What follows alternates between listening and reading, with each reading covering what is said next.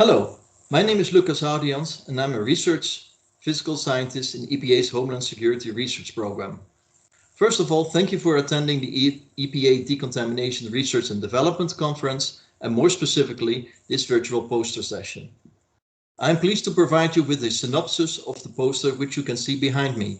The title of the poster is Evaluating the Efficacy of UVC Light for Inactivation of SARS-CoV-2, MS2 and Phi6 on surfaces.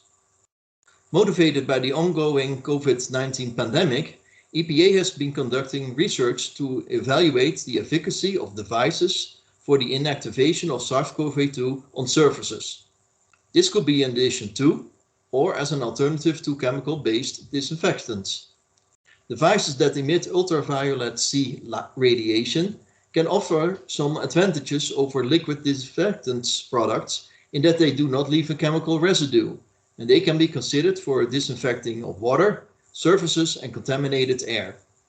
Here we evaluated the efficacy of different UVC radiation emitting devices against SARS-CoV-2 and bacteriophages MS2 and Phi6 as potential surrogate viruses.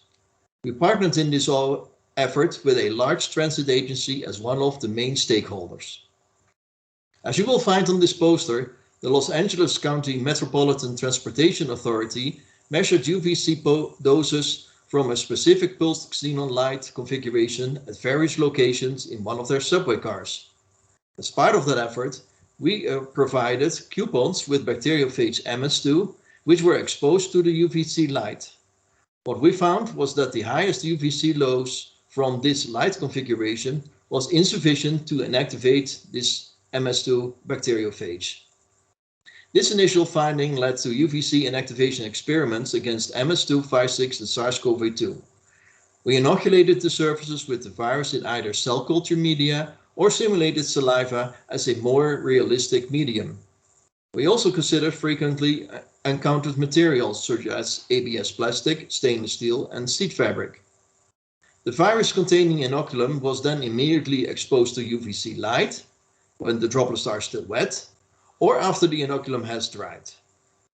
We conducted these UVC inactivation tests over a range of dose conditions by changing the distance between the light and the surfaces and the time of exposure. Additional experimental conditions that were evaluated using MS2-Phi6 included the impact on the inactivation of the phages when applied as a droplet versus spread out on the coupons. One of the main findings was that the dose response curves were found to be nonlinear, such that the dose required to achieve a 1 log or 90% reduction could not be linear extrapolated to predict a 3 log or 99.9% reduction.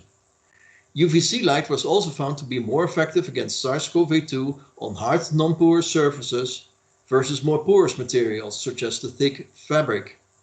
For these more porous materials, the virus will get absorbed into such material and does not get the direct exposure to the UVC light.